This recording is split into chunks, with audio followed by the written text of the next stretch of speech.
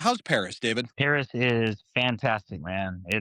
They're having a heat wave over here, so it's about 100 degrees over here. Is it a different kind of heat like than southern heat? Yes, it's different, but people over here typically don't have air conditioning because they don't need it usually. So it's sweltering in my hotel room right now. I can't imagine playing too has got to be just ridiculously warm. Yeah, yeah. Some of the sweatiest gigs of my life have been the last 2 days. Uh, well, let's talk a little bit about the rally coming up. People come back year after year to see you at the Loud. What's that like playing for a crowd that kind of planned their whole trip to see you versus Oh, some random night in Paris? I tell you, it's humbling. It just feels really good that it resonates with people and they think enough about it to come back and spend their valuable time and money. Spending a couple hours with us down there. Yeah, I always circle Sturgis on my calendar. Travel all over the place, but Sturgis is always circled on my calendar. There's some great people. We've made some great friends out there, and the fan base keeps growing out there, and it's just a good time. You know, uh, gosh, I didn't know what to expect the first year, but it only took a couple gigs to realize that was kind of our target demographic as far as audience goes. They made it very clear that they liked what I was doing, and I could feel something special out there. There's a lot of cover bands doing that whole thing while people drink beer, and I try to do something a little different than that. And so, yeah, I definitely felt something the first year. Your set list varies year to year because you always have new music that you're putting out that you bring Yeah. to the show. And there's always seems to be one song you have to play every year because the regulars expect it. Oh And yes. if I had to guess what that song is, would I be right in saying Ghost Rider? Oh yes. That's become a yeah. That's become a staple out there, and I'm thankful for it. It's a heavy burden, but I dig it. You were born St. Louis, right? Grew up Mhm. near Portland. Yeah. And what was what was it like being into country in the Pacific Northwest? Did that make you an outsider when you were out there? Or did it shape the sound that you have right now? I would say so. And when you say the West Coast, a lot of people roll their eyes and stuff. But I grew up in a very, very small town, rural town of like 900 people. Everybody knew everybody. And it was, like a little redneck town, fishing town, lumber town. So it had a way different feel than like the modern day Portland, Oregon feels. So I grew up with a lot of small town stuff, all the cliche stuff. And, between that and, my parents' record collection, everything from country to rock to Bee Gees, like just the whole gamut of music. I think it definitely shaped who I am as an artist and what kind of music moves me and what I ultimately hope moves other people. Well, you mentioned your family, and you have told me before that your dad snuck you into a kind of a dive honky tonk when you were in your middle teens. Yeah. Um, Well, do you remember what you opened with that night? I don't because I was terrified. He didn't tell me where he was taking me. And I had just started taking drum lessons, and he had grabbed a pair of drumsticks and didn't tell me. And we drove down to this. It was a biker. It was just a redneck, tough biker bar. There was fights there every night. It was on the river, and he pulled up to the place and he said, "Stay in the car. I'll be right back." I'm like, okay. He comes back out and they open the side door and they get me in and he hands me the drumsticks. And the band had agreed to let me play a few songs because my dad asked. I would have never in a billion years asked to do that. It was especially because aside from what I do on stage, like I'm naturally kind of an introverted dude, and so it was terrifying. I don't remember what song was playing. I don't remember what I was doing. I just remember staring at one of the drums and just trying to get through it. God bless my dad. He just has no shame. He'd go up and ask anybody anything. So I guess it served me well. You were pretty deep for a while into punk and blues and rock, weren't you? Yeah, yeah, heavy rock, and yeah, I grew up playing in metal bands, playing the drums, and then I've always sang, and then I played the guitar a long time too, and so. But I grew up playing that stuff as a younger guy because I had a lot of you know angst and testosterone, and Hmm. as I got older, I fell in love with country music, not like pop stuff that's being played now, but like real country music. Right. I love that. You had talked about "Ramblin' Fever" by Merle Haggard. Was Yeah, was kind of the first time you heard that song. Walk me through that moment where that apparently rerouted your whole career, didn't it? it did. Yeah.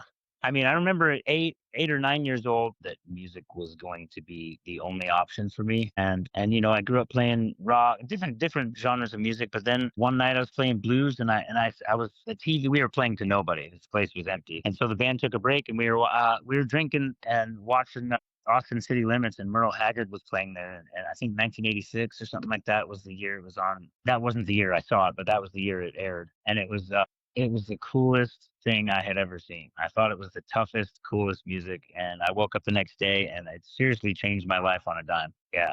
I wouldn't have moved to Nashville. I wouldn't have done this whole thing without watching that then. I don't know if I've ever talked to many that can specifically pinpoint that moment with one specific song. Yeah.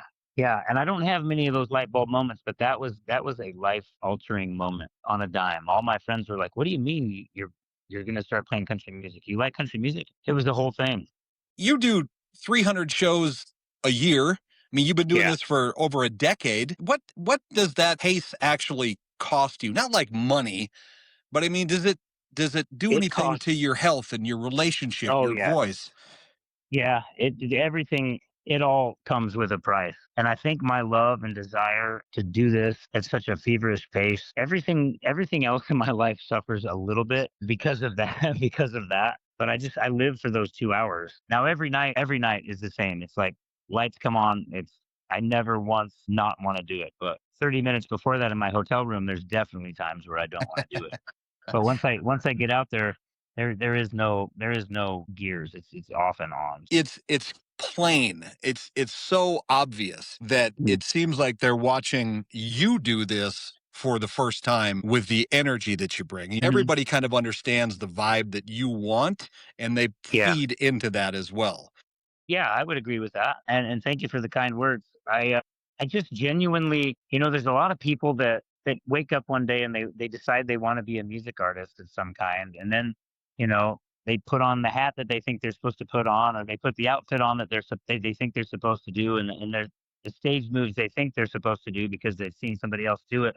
There's not a lot of people out there that are just true artists anymore, that just like, and for better or for worse, because if I put a cowboy hat on and played the kind of songs that are on the radio, I'd have no problem at all. I think sticking to really who you are, for better or for worse, whoever likes it or not, I think it's just a lost art. People just being them damn selves. Do you have anybody you could point to right now that maybe you listen to or you've discovered that you're like, okay, they're doing it right. They're doing it the right way. Is there anybody that resonates with you like that?